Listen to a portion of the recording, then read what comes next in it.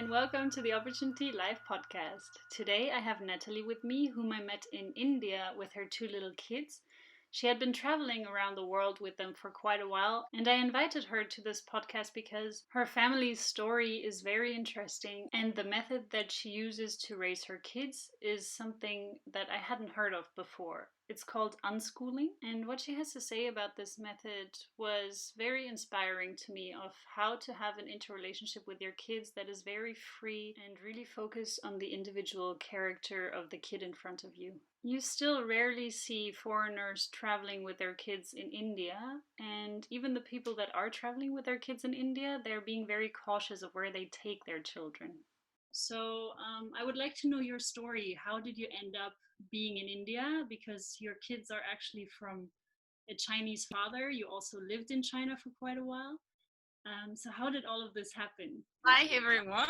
Hi Miko, and thank you. And I will just add that because I travel alone with them. So for me, I met actually a few families in India, but I never met single parents. So I'm French, by the way, and I think everyone know that hearing me speaking English. But I arrived in China because I found a job offer to teach in a fashion school in Shanghai, and I didn't really care about China at all. You know, some people are really into China, like they love, the culture, everything. And I was all that, but about India. So the only reason I wrote back was that the school had the desire to open in New Delhi. Actually, what happened was that finally they never opened the school in India, and also the first class I taught, there were only two guys in the classroom, and one became my husband. So I spent 11 years in China, and I left China in summer 2018. What happened was, like, actually I separated from my husband. Like, we were still married, but we were separated like 4 years ago, and then 1 year after that he died, and then I stayed, but it was actually difficult, like, to for visa purposes and all this kind of stuff, and it was like life in Shanghai is pretty much expensive, and I was like, why do I use my savings just to keep living, like spending 4,000 euro a month, like just being in a super busy city? Why don't I use the money to do something else, or at least to go somewhere else, so that I can see where we could be after China? And the original plan was to travel around the world for 1 year. And then I would find a place where we settle. And I'm still looking for it. Next month, it will be 2 years ago. The plan was like New Zealand, Australia, Bali, Tahiti, and then China, and then India. So I packed, and we took that plane to Tahiti, and then we stayed finally 1 month and a half. And the funny thing is, actually, I felt really, really bad on these wonderful islands. Like, everyone is just like, oh my God, that's heaven, that's paradise. Like, and I was like, I don't like it here. I'm super depressed. And I was like, oh my God, I should write a book, like, like being depressed in Tahiti or something like that. Because, it's like, then you get to understand, like, you can be in the most beautiful place in the world. Like, if you are not really good inside, then forget it. You will never be happy. Even now, when I look at the picture at that time, I was like, wow, that was really amazing.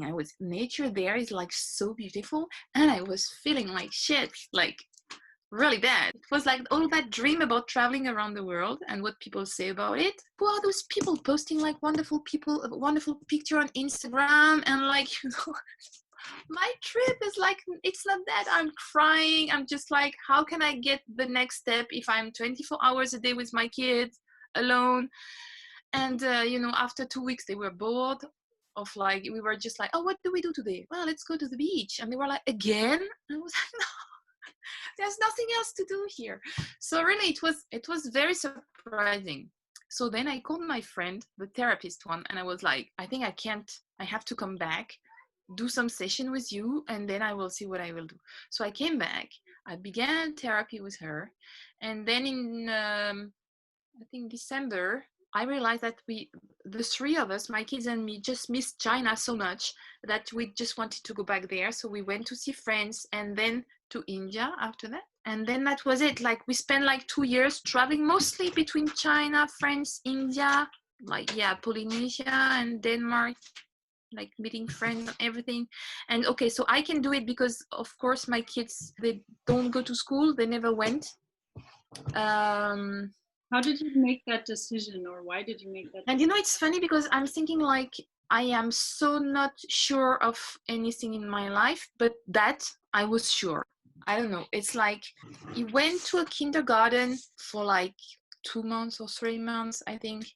And I was already trying to find like alternative school or this kind of stuff, like Montessori or like the other stuff. And then he was 3 and he had homework. And I was like, seriously? Homework? I mentioned it in a meeting and the parents were just like, oh, that's really good that they can, in the evening, they can process what they learned during the day. And I was like, they are 3 years old and they have 5 pages of homework. Nonsense. And the teacher was kind of marking the, like, writing stuff on the homework. And one day, my son came back with the homework. It was a coloring page and he did color an orange in pink. And the teacher wrote, an orange is not pink. And I was so pissed.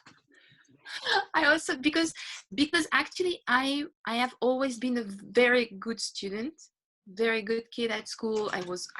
I would never have colored an orange pink actually. And I thought it was so wonderful that my kid just like was free enough to color it like, another color. I didn't want that to go, I was like, okay, then we just stop school. And then I think a bit before that, I did read a lot of stuff about unschooling and a guy named John Holt and a school in the US. It's called Sudbury School, which is a bit like democratic school in Germany, I think, where kids are all like together, like no age, like they're mixed, like they can be with like older or younger ones, and adults are just there to accompany them. They don't teach, they just accompany them. And there was no school like that in China. So I first said, okay, he was 3 and the other one was 1, so that was not a big deal. And I was not in France because I didn't have that kind of social pressure that I have now when I'm in France, because now they are 8 and 6 and my older one is still not reading because he's not interested in that. And that is big thing, like when people say like, oh my God, he cannot read or he cannot write. And then I was like, yeah, but he learned to speak English like last winter in India when he was with friend, and he speaks Chinese and French. You cannot do everything. So is this one of the biggest criticism of the parents? What are you facing when you're telling other parents that you are unschooling your kids? I think first they must think I am a kind of like stuck teenager, not grown up and totally irresponsible.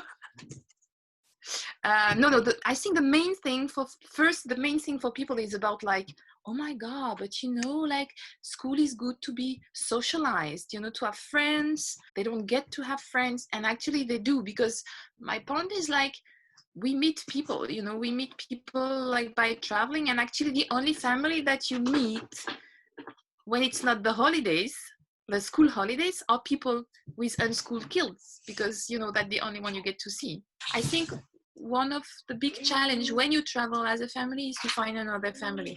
And that's why, when I met you, actually I had this kind of plan to try to organize trips, or at least to connect people, because it's true, like kids are happy to have friends, not their age. They can be older, like especially like in India, for example, like people love kids. So I think it's like you won't find that in France. India or Asia in general also, people do love kids. They just like, they want to play with them, they want to do stuff with them. So sometimes I have doubts, I need to say. Sometimes just like, oh, please just read and write. And then at least, if you read, then you can read whatever you want and you learn whatever you want, and then I feel better. Do you teach them anything that No, because they would so learn at the, school? the thing about unschooling is like first people say like, oh, so your kids are not going to school, and then I'm just like, well, yes. Oh, so you're homeschooling, and homeschooling in people brain is like, okay, so you teach at home. It's just, and then I was like, well, actually no, it's unschooling. Oh, so actually, what do you do? Well, nothing, like nothing, like really nothing, and I'm just like, well, we are living the life, and kids are curious, so it has all to do with curiosity. So you're not the one saying, okay, today let's read that book, because you know in that book like there are some like things they can learn. It's more like you have to be really to put your attention on your kids, and to see if he's interested in that or in that, then you try to help him or her to be surrounded by People. or by go to museum, or like go to meet a craftsman, or I don't know, like that can help him to learn some stuff. But I need to say, also people always say like, why are you traveling with young kids? They won't remember anything. This is often something. It's like, what's even the point? I mean, yeah, wait, they are 15 years old or like whatever. And sometimes they have some memories about like really precise, I don't know, they remember, if it's not precise things, but it will be about, I don't know, smells or impressions or like So on one of your Instagram posts, you talk about a quote from Khalil Gibran. It speaks about how kids are not your property, and that yeah. you cannot make them into something that they're not, and that you are more like a support and leading them towards something. So how Yeah. do you implement this into your parenting? You have already spoken a little bit about how if you see something in them, so you're very observant of what they want, of what they need, and then you bring them to other people. I think I'm pretty not super good at it, but I do what I can. Is like, I have like, for example, like when we are in France, so we are staying with the family, and with this woman who is a therapist, and she has 4 kids, and I learned a lot from her, and I do observe a lot how parents are doing with their kids. Maybe it's because I don't know, like if you saw that, but actually I really didn't plan to have kids in my life. So it came really late for me, because I had my first son, I was 37. I don't know, for me it's like a person who is just like who chose to be in my life, and I can only guide, or just, it's more about, you just have to be there. Actually, I do think that children, they have the truth. We are the one like perverted, or like we have been brainwashed and like by all kind of systems, and we are struggling, like, and you are helping actually people like with that, like trying to find what was there at the beginning. And I just don't want my kids to lose it. I talk about that a lot with my friend, so who is the therapist. And last time we were actually discussing about why we do think that we cannot have everything in life. It's like people will tell you, well, you cannot have everything. You have some time to give up on something so that you can, have the other thing. And my friend is she's the kind of woman to say like, why can't I have it all? And even her husband is just like, well, because you're not a baby. Baby just wants everything, but then you have life. You have, like, there is this, I don't know how you say it properly in English, but it's like your freedom ends where the others' freedom begin. So it's like, you have to live in a society, blah, blah, blah. And actually, she was telling that because she did a lot of research, and actually her work is based on a woman like who was, I think she was German, Alice Miller. At the beginning, she must be a psychiatrist or psychologist, I don't know, but she worked a lot on education and on children and everything. Super interesting person. But so she said like, if the baby has it all, like if the parents are really into, they provide everything for the kids in a genuine way, then the nature of the child will be to share. his toy will be to, like to want to have good relation with other kids, to make friends. I was lucky because I was in China, so when I was pregnant, and before I didn't want kids, so I was not this kind of woman who read a lot about, like, pregnancy, whatever. I really was not interested in all that. But in France, for example, they say let the baby cry, because then if you take him in your arm every time he cries, then he will always cry, and it will become some kind of blackmail and whatever. And like, that's not true. They don't have that brain when they are a baby. A baby cannot process blackmail. It's not possible. The brain is not developed that much. I am so convinced that I am the one learning from my kids so much. I think in my first or second year of like being a mom, I was kind of sometimes being pissed at some stuff, and I discovered that amazingly they kind of press the button. They exactly know the trigger so that it makes you mad, that you are the one becoming mad because of that thing, and actually it has nothing to deal with what is happening right now. Everything is linked with your childhood, like your experience. Sometimes I'm just like, oh my god, they just came in my life for that. Like to help me heal, actually. And it's sometimes amazing. They say a word and then it's like suddenly your brain is like frozen and it's stuck maybe back when you were 7 years old and someone told you that word. I do think that my kids are really helping me to discover my story, to understand the whole things. And regarding, like Khalil Gibran, yeah, I like that because he say you are the bow and the kid is the arrow. It's like in India, like the guru and and the student. You just have to be there and to let the kid express all kind of emotions. And I know when I'm back in France with some kind of more traditional, like family friends or everything, they will sometimes be a bit judgmental about all that. One thing that I didn't mention is like unschooling is not that they will never go to school. Actually, if your kid say that he wants to go to school, even the super classical school, like the one that really you think, oh, that's really like, no, you have to let him go and have the experience of it.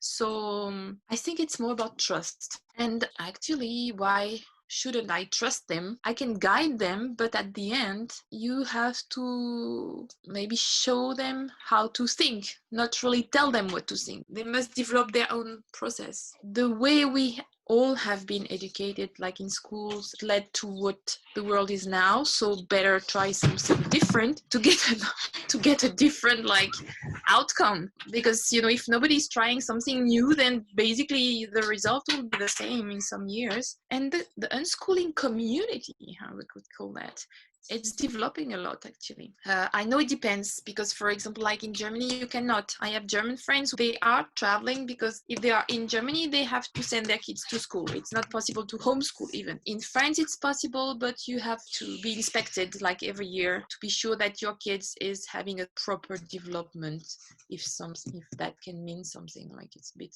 weird. I think the most important thing is to be able to adapt. I was thinking last time that if I was single, I think I won't do half of what I'm doing because I'm more daring now that I have kids. I think because I don't want them to be afraid, so I'm just like, yeah, let's do that. This is great. So this is a motivation for you to not be scared, to show your kids that the world is not as scary. Yeah, and I don't want them to be scared of, like, we meet amazing people and it's not always easy. I mean, they see me crying a lot. Like when you try to plan stuff and like it doesn't work out, or like you are like disappointed by someone, like in India, or like I had some like money trouble with some people and then I was so disappointed, and or even actually when they were in the hospital, like with the typhoid and all, and my youngest one was just like, am I going to die? And I was like, oh my god, like it's horrible, I'm a horrible mom, I gave them that water and now they are in hospital. And then sometimes then they will say, like, if they see me down, then they will say, like, it will be fine. Why you must think it will be good and then it will become good. Why are you thinking like that? And I'm just like, oh my god, they are my spiritual masters. Yeah, I also saw a post of yours on Instagram where you said that sometimes you do have such downs, but then it's all worth it. When I think it was Felix who said that he really appreciates that you've taken Yeah. them on such trips. I was really surprised because I thought from the beginning it was more difficult for him than for his brother. Yes, I know, because now you understand English, so I should be really careful. But for example, this English thing is like, this was really like the unschooling moment. So we were in India, and then I met a family. They have 3 kids. He's from Chile and she's from Israel. And they have been traveling all the time. I mean, they are forever nomads. So they had a boy, same age as my boys. But my kid would speak French and Chinese, and he was speaking like Spanish and Hebrew. And thank God we had Legos, because the 3 of them were looking at each other like, we don't know what to do, we don't know what to say, like la la. And then they started to play Legos together, and in 3 weeks I was like totally amazed. Like the 3 of them, they were speaking like super good English, like, but super good, like the whole sentences like that you can hear in like movies, it's like, and their accent is so much better than mine. We were, the 4 of us, the parents, we were just like, oh my God, because it began by, okay, this is good guy, this is bad guy. And then 3 weeks after that, they were fluent. Of course, it's because they have heard people speaking English for a long time, but so everything is in their brain, but it is waiting the proper time to be revealed. And apparently I'm not there yet, but from what I've read and the experiences I've heard, it's like, this is what is happening with reading, for example. If you're not at school and nobody is pushing you to read, then you will actually gather everything, all the information, and over a night, it's like people like who testified about that, they said exactly the same. It's like yesterday was not reading and today is reading. There's one day where it's just like, I guess informations are enough, and then they start reading. So they don't have this kind of like reading letters by letters and everything. It's just from scratch to reading. I'm waiting for that. Those things are always easy when your kid is kind of like reading at 4 and everyone is posting, That is a sad thing, actually. It's still that there's no competition at school, but still people are happy to say like, oh, my kid is 4 and he starts reading. And I remember one day a woman put something like, my kid is 6 and for the first time he wrote his name. And I was like, thank God you post that, because yeah, everyone is different. So some kids, they will read at 4 and some they will read at 12, and you have to trust your kid and trust yourself, or just like, yeah, the decision of this kind of stuff. So you seem quite happy with your decision of unschooling them, and you seem genuinely like in a good place with traveling. It's not forever, because first, like, I mean, to live in this world and to travel, like, you have to earn money. So this is one more thing. So I made it back to a full-time job, like for some time, to save some money and to do that again. And actually, the only deal with my kid is like, okay, you only do that if and only if after we are back to a kind of like life of traveling. Or I'm speaking about unschooling. Traveling, I like it. I know at one point they are happy to stay for some time at the same location. That's why we are kind of like slow traveling, because it's like, I think if it's too fast, there's not really a point. And even if you want to meet people, really spend time with them, you cannot go. Do they ever have a moment where they feel like they are losing someone? Because this is teaching them a lot, that people come into your life and they go again. So actually, what I'm trying to do is to maintain the relationships as far as I can. So they know that you don't lose a friend if you're not living in the same place. You will see each other again if you want, and that is possible. It's not like forever gone. But we don't know. Like, for example, like the German family we meet in India, then we meet them next week, actually, because they have a small house 2 hours away from here in France. So we will meet again. Like the friend, we had Belgian friend in Shanghai, and whenever it's summer and they're in Belgium, then we try to see them again. The thing is, like, kids, they don't really care about like all this kind of WhatsApp, Skype, phone calls, video calls. They have nothing to say. They just want to play together. They don't really have something to say. What I saw with my kids is like, it's very important, like each of them have a small suitcase and it's filled with stuff. I don't put my nose in it, but especially the older one, in need when we arrive somewhere to have a small table and to set up all these things. Little universe is there because I know at some point they would love to have a home, like, you know, a small flat or a house or something like that. So that's why I say I don't want to move always. I still would like to be in 2 or 3 places a year. That would be like heaven. But why I can't? I dream about that, right? Because I use savings to do what we did like for 2 years. So now I have to find a way like to make money. Maybe it's a full-time job. And actually the challenge I'm facing is like, because I ask them, okay, if I go for that job, then we have 2 options. You go to a school or we find some people to stay with you. And they said, no school. We don't want that. So I have to find a way like to have, I don't know if it's au pair or like unschooled people, you know, like I don't want people to babysit my kid. I want people to live with them, some experiences. So I will see how I can manage to do that. Yeah, some struggles are there. You know, when just before we came back to France and it was the lockdown had begun in India and my son had like more than a 40-degree fever and I didn't know if it was typhoid again or not, and nobody would drive me there because lockdown. My Indian friends were a bit afraid of the virus, even though we were there, you know, like you said at the beginning. We were living in a small flat in an ashram, so there was a power cut and my phone had almost no battery and I was like, oh my god, that's terrible. I'm such a terrible mother. Shall I call an ambulance? But the ambulance will drive you only to the public hospital and I wanted to go to a special, like the hospital we've been before, and it was like I freaked out. So there are times like that also. It's not super easy. And as me, like traveling single, it's also because you are the only one to make the choices at the end. So you'd better live with them. So but I don't know, I think part of my state of mind is I don't really think I made mistakes, you know, in my life. I just think I made the choices that I proper at the time I made those choices. So there's not much that you can regret. And also what, like, because when their father died, he was 35 years old. So, and it was really unexpected. So I think from that, I've chosen to think, okay, you know, you never know. You must be lucky if you wake up tomorrow. So don't wait to do things. I mean, of course, you should not like, you should be sure like you can, you know, like you're not putting yourself in trouble, of course. But, you know, like my family friends here, they are just always thinking, why, you know, like you should buy a house and you should get a part-time job and the kids could go to school and they will have some friends. And I'm just like, oh my God, no. And then you can travel during the holidays or when you will, you know, when they will be a bit older. And why would I do that? Because I don't know how my body will be when, like, in 5 years, you know, I don't know if I would like to climb or to go for a trek or if I would be able to do it.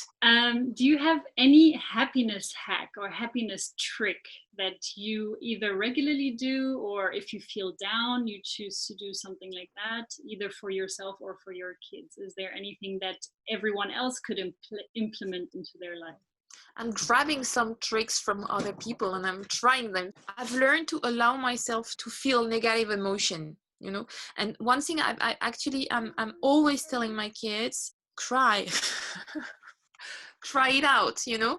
I'm always telling them, because I did actually a lot of research on that and I really believe in that. It's like, you know, if the emotion is stuck in your body, one day you will pay for it. I know it's a bit extreme, but I'm telling especially my older son is not very, like, he's keeping a lot inside. You know, if he's sad, then he won't let me see because he doesn't want to add some burden on me or something like that. So I'm always saying, like, cry it out. It's better to cry it out than to have a cancer in, like, you know, 40 years, you know, just like get rid of it now. Or for example, like when we left China and we were missing it a lot, and I was like, okay, in the bed, in your, like, just before going to bed, you know, some people say, like, you know, try to think about 3 good things during your day, la la la. And I was like, well, what are the 3 things you miss the most, you know, about, for example, about China, about, like, I think for me also what makes me more happy than before is I am less demanding.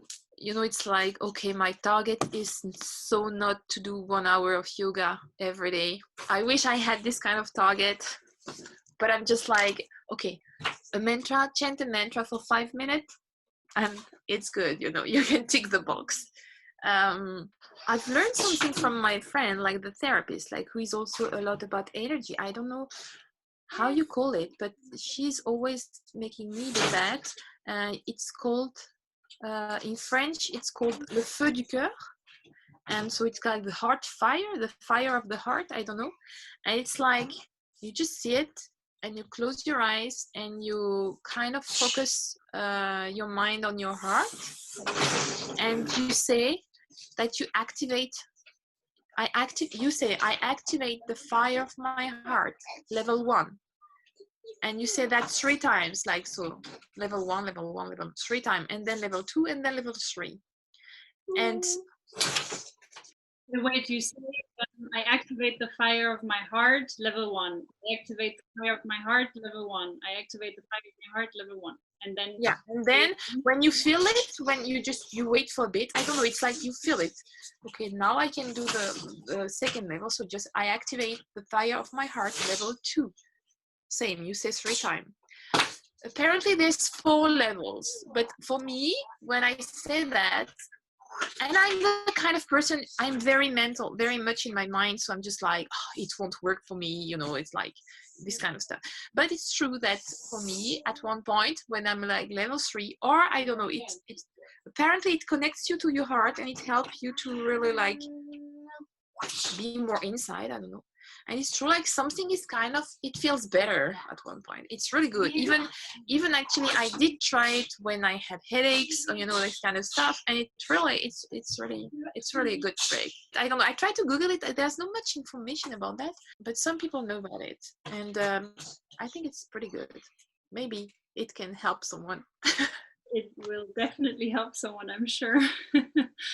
Thank you so much. I think it's a lot of controversial thoughts. A lot of people are going to maybe not agree with things that you've said, but Yeah. you've managed to explain it in a very logical way. And I feel that even the people that might not agree with it are still going to understand it in some way or another. So, for everyone that would like to get inspired by some wise words underneath her Instagram pictures or observe her travels with the kids, check out her Instagram on wild N, like the letter N, free yoginis. I will put it in the description box. Thank you so much for listening. Lots of love.